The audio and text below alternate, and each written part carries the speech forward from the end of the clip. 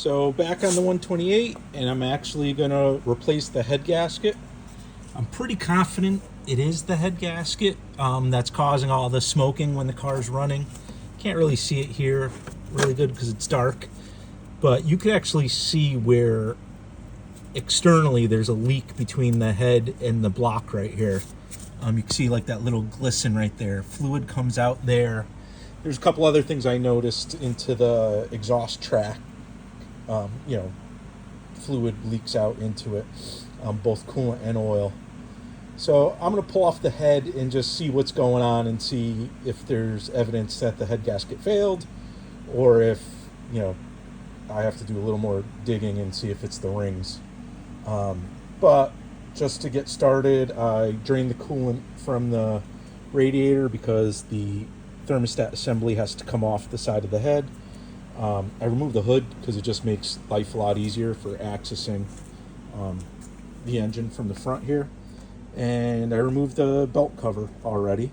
So I'm just going to go to work. I'm going to remove the carb, the cam box.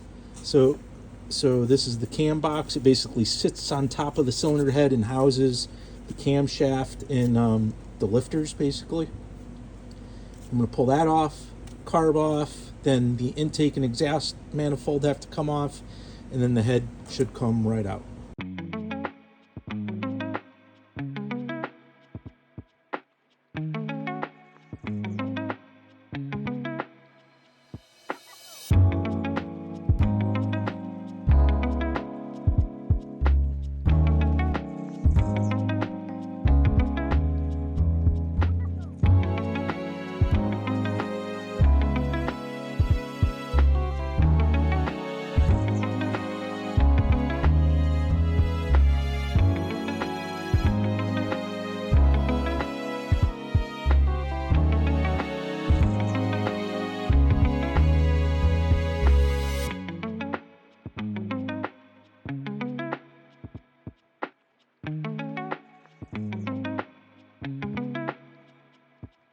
So I have everything removed. Now it's time to actually pull the head off. And these heads are notorious for sticking on via the studs. So there's the studs that are on the top side here. And I could tell, like, it rocks, as you can see. There's the stud in the hole. And the head rocks, but I could tell it's getting caught on the center stud here. So this is a steering wheel puller. So I took two of the bolts that originally held on the cam box and put the steering wheel puller here. And I am just tightening this, and it's pushing on the center stud, and the head is slowly coming up. So I'm gonna do this until basically the head breaks free. And then we will look at everything and I'll show you what I have found.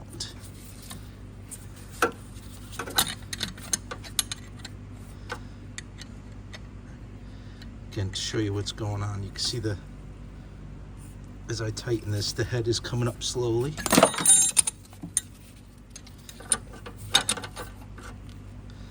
Again, I'm trying to do this one-handed.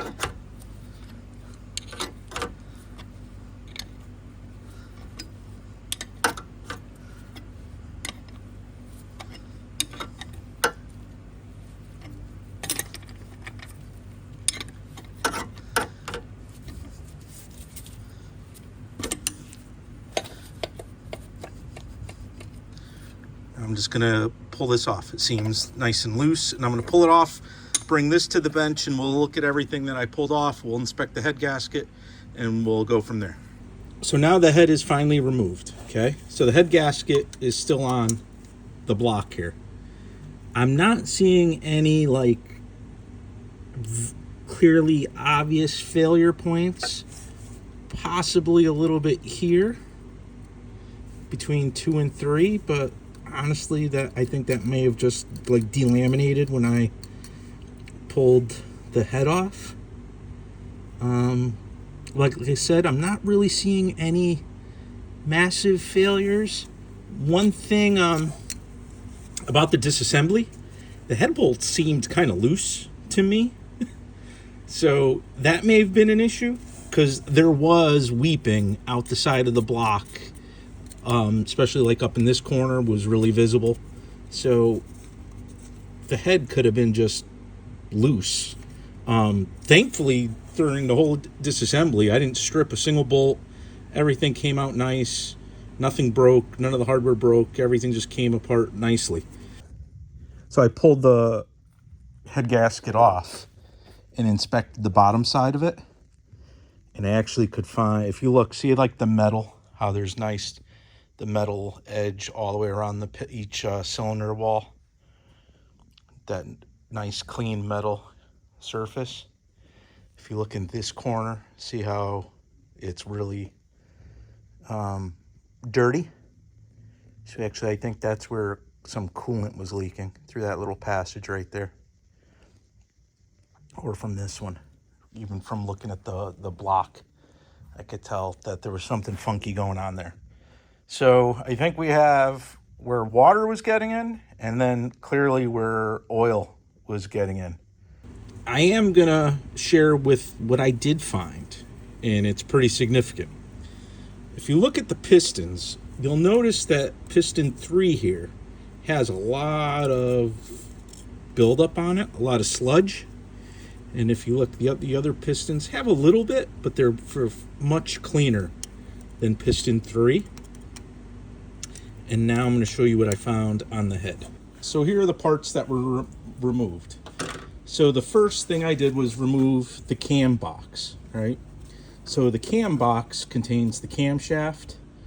And if you look, you can see the little tappet cups that ride on top of the valve train in here.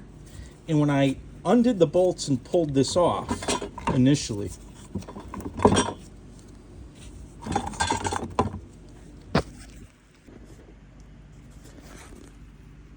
so the first time I pulled the cam box off, the tappets all, slid out and stayed on their valves, except the 2 for cylinder 3. They stayed in the cam box for some reason. And then I tried to get them out, and they were a little snug.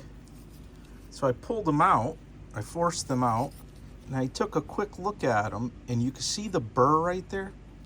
You can see how there's a little bit of, let me get it to focus. There's a little bit of damage at the end of that cup. You can see it right there pretty good. At the end of the tappet cup. Looks like something hit it and damaged the cup, which I think kind of made it stick where it was supposed to be going, because it flared out a little. So that cup was damaged, and quickly looking at this one, I think it was the same thing. So something's up there. So now let me pull this out of the way.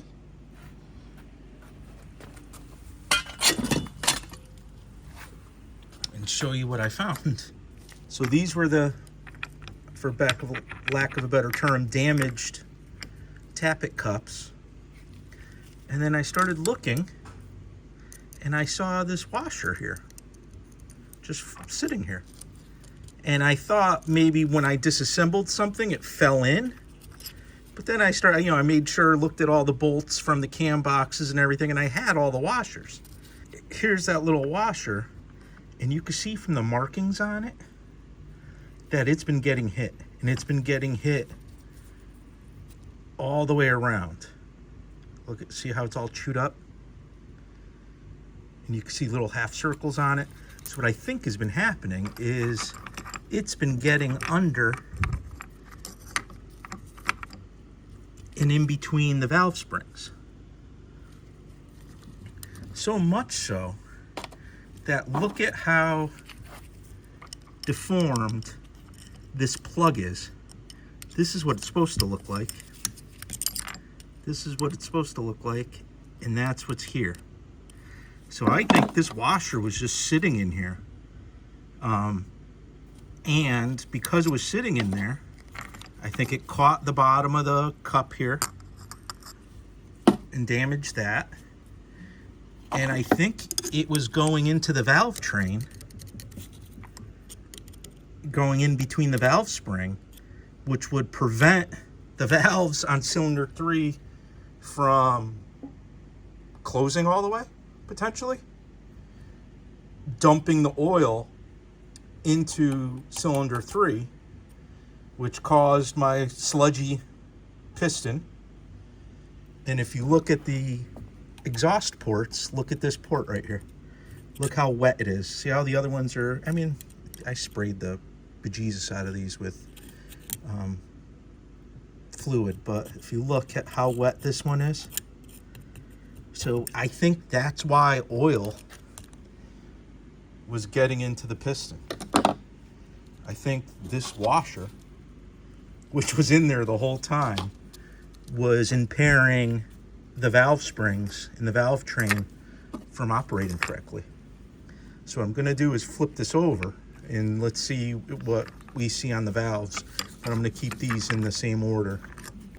So here's the head flipped over.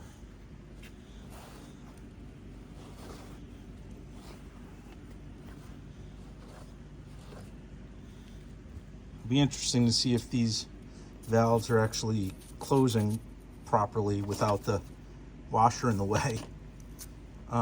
Again, can't really see definite failure on the head gasket. Sometimes you can really see like a blowout on it, but hard to tell unless your eyes are better than mine. But I think I have a plan. I mean, I think I found the issue, and the issue really was this, basically getting jammed into the valve spring. So I'm going to have the head checked out. I'm going to have these valves and springs checked out, make sure the valves aren't bent, make sure they're sealing, get everything cleaned up, new head gasket, I got to get at least 1 or 2 of those tappet cups, and then we're just going to reassemble. So stay tuned. I'm going to order the parts I need, and then it really should be a quick reassembly of the 128 engine. We'll fire it up and see if we did in fact find the problem, which was just this, that someone carelessly let basically inside the cam box, or inside the cylinder head under the cam box, just get in there when they were reassembling the engine last time. All right, so like this video, subscribe to the channel, and we'll see you soon.